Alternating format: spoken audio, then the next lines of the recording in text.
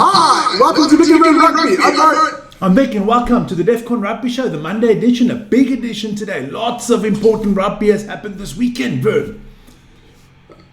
Big weekend, yeah. Big weekend. Better for some people than for other people. Do you want a glass of limoncello, may I ask? No, I'm fine. You're fine. Okay, well, if you're fine, you're fine. Well, hey, guys, let's talk about the rugby this weekend. We've got to get into so much rugby this weekend. We've got, the Super Rugby, the URC, Premier League, Top 14, Japan as a new champion. There's new rugby, there's world champions in the sevens as well. We've got to talk about the upcoming internationals. We've got to talk about a lot. But Vern, I'm going to ask you, an easy question for you. I mean, Defcon is not the same level for everybody, but what's your level? I think you should be Defcon 1. It's all over. No. Well, the Stormers are out. Yeah, the Stormers are out. Don't even get me started over there. Well, tell me what level you're on then, man. Holy crap. You going for holy crap? Okay, I'll let you have it today.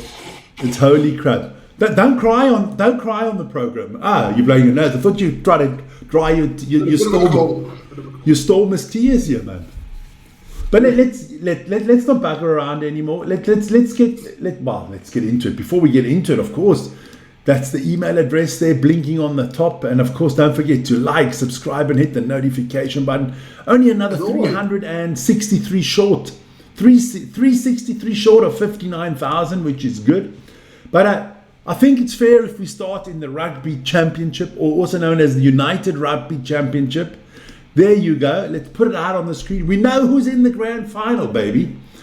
It is Leinster against the mighty Bulls. Yeah. Would you take us through this weekend? Well, no. First, take us through the Stormers game. I'll let you do it. We did it together, but Leinster Stormers played actually well. Leinster didn't play that well. We were in for a shot. They were 13-11 down, 66 minutes pass, and then Ruan Ackerman makes a fucking brain fart and goes in with his shoulder straight to the head. Red card. So it was a yellow in review afterwards. Red card. No problems with the red card. Absolutely did. I don't know what the guy was thinking. Not much. I know what he was thinking. I don't want to face Daddy in the final.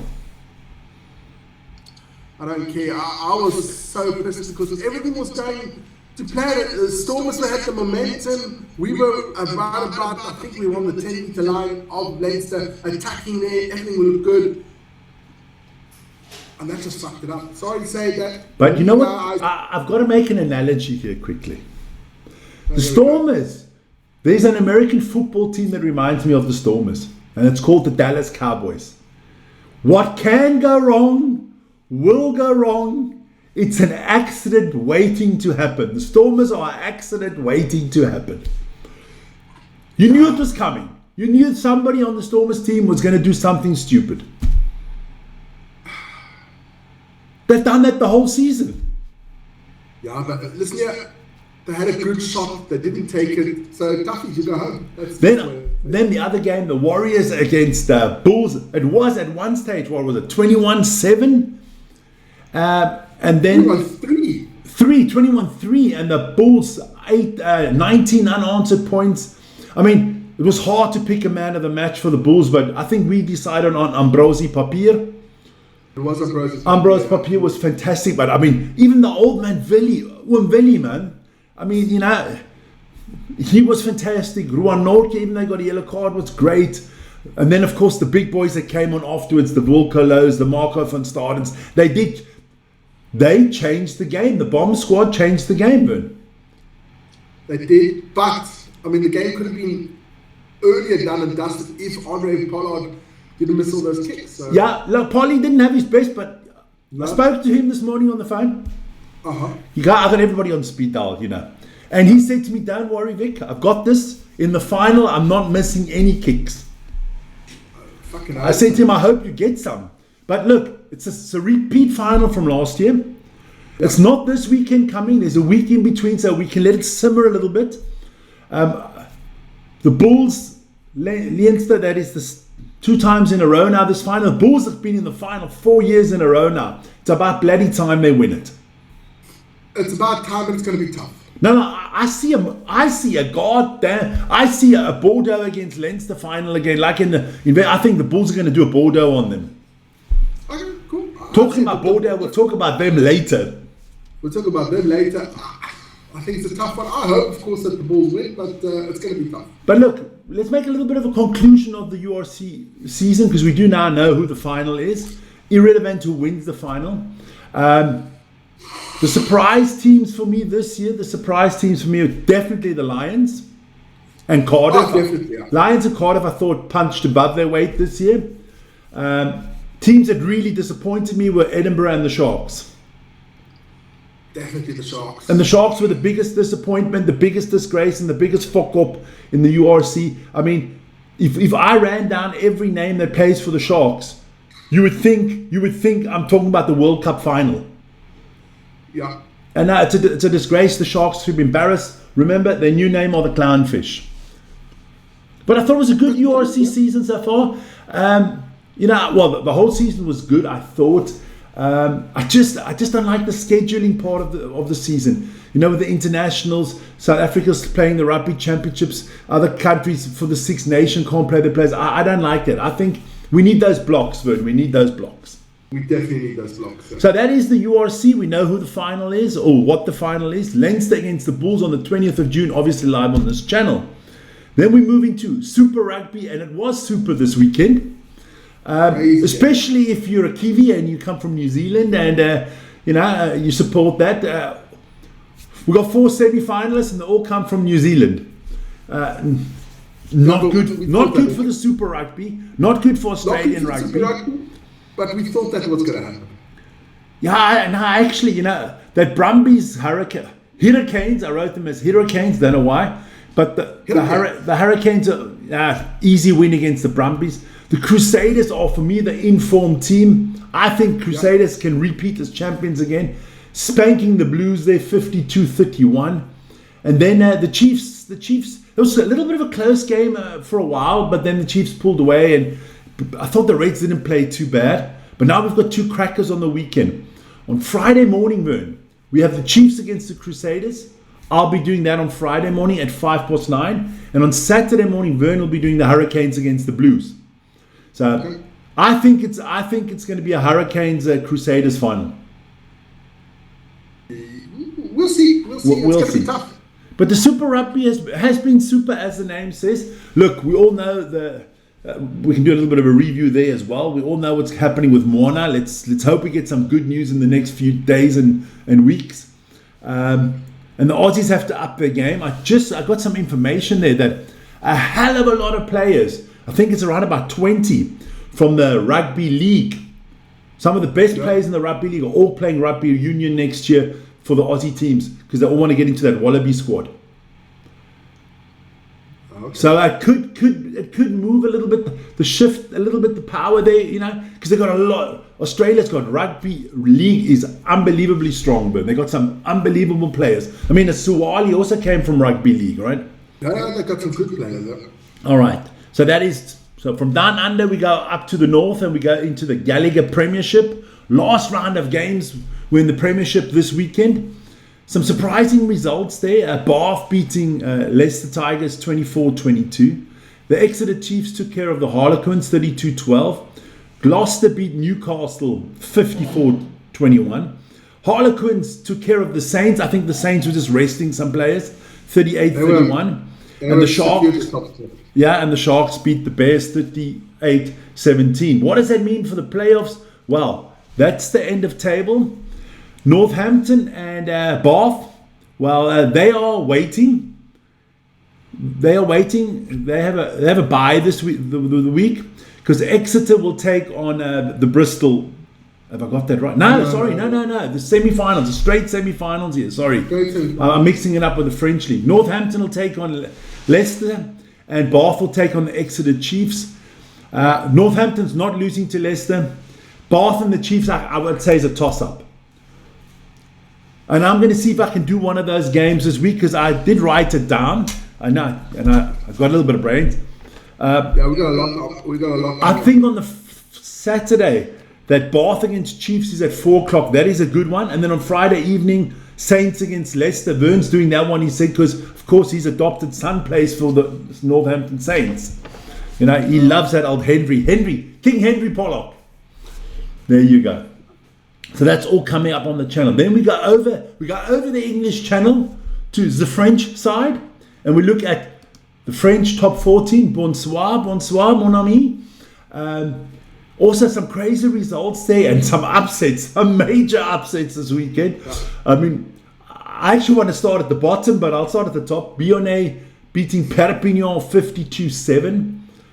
Toulon, terrible season for them, losing 38-21 to Custers. Lyon lost to Montpellier 25-28, but I was reading there, Montpellier rested a few players already. Toulouse losing to Racing 31-20. Pau destroying Montauban 71-35. Stade La Rochelle beating Stade Francais Paris 27-22. And Bordeaux, Vern, the European champions, the two-time Investec Cup champions, the Champions League winners of the last 2 years are not in the playoffs. They lost to Clermont 34-31. I can tell you now, heads are rolling in Bordeaux today because that is unacceptable. Now in the French league, it is what I was trying to explain before. In the French league, the top 2 have a bye in the first week. Then 3, 4, 5, and 6 play it out. As you can see, that win for Clermont didn't even help them against Bordeaux because they didn't make the playoffs either. So Stade Francais will take on Stade La Rochelle. They just played this weekend. They'll replay that game. This time Stade Francais will be at home. And Pau will take on Racing in another big one. Racing, you know, one of the richest clubs in the world. People don't know that. And then the winners are Toulouse and Montpellier waiting. I've got Montpellier winning the league this year. They are the informed team. And we're going to be trying to do some of those games. Pau Racing is on Saturday evening at 9 o'clock. I don't think we can do that one. Yeah, it's the time. But Stade Francais against Stade La Rochelle is on Sunday at 9 o'clock, and we'll have to see. All about the World Cup in football. We have to see what's going on. But we'll let you know ahead of time. Always hit the notification button on the channel. Vern, you're going to take us through the rugby. We had the final of the Japanese League. Konnichiwa to everybody. I can say to Kabuto Spears, sayonara. You didn't win it. The Steelers won it with their captain, their main man, their Artie Surveyor. Tell us, Vern. You did it. Bodie Retallick is actually the captain, but never mind. Kabuto Spears came in the game without Malcolm Marks. He's injured. Okay. So I don't know how long he's out. But listen, it was a cracking first half, 13 apiece. Great, quick, fast rugby. Amazing stuff. I thoroughly enjoyed the Japanese game because I think it's super quick. The referees make decisions that you cannot freaking believe it. They don't go to this all the time. You know, they make a decision very quickly. Over the ball is instant, but it's constant. Not like the Bulls against. But as long as it's for both teams the same. It's both teams. If you know, if the rules are the same for both teams, you over the ball and the ref blows after 3 seconds and he does it on the other side, then you can adapt to that as a player and you know what's coming. But it's the problems are when the one team gets 12 seconds to get the ball out and the other team only gets 1 second, then there's a problem. It's a problem. But it was great officiating, I must say. But at the end, Kobe Steel was just too strong. Bodie Retallick, Artie Surveyor. Bodie Retallick was actually man of the match as well. Yeah. Artie Surveyor played mustard. They all played super. It was just a great final, and congratulations to the Steelers. But you mentioned something before in this game. You said great officiating. I just want to shout out to Holly Davison. I know your team lost, but I thought she was sensational. Yeah, she was fantastic. I think she's the best referee out there at the moment. Just want to put that out there. It was a fantastic game, and we'll definitely do some more Japanese games next season. Yes, I think we're going to up our game on Japan next season, depending on our schedule. There you go. Then we move to sevens, my son. We move to sevens rugby. Let me show you the results. The women, Canada came in third, USA came in fourth, and Australia beat New Zealand in the final. And that has massive implications because if it was the other way around, you'll see what happens next. The men, South Africa came in fourth after losing to Spain on that third place playoff, but France won the whole thing at home there against New Zealand in the final. What does that mean? Well, let's have a look at the standings. That's the overall standings. South Africa on the men's side, 7th world champions, and Australia, baby.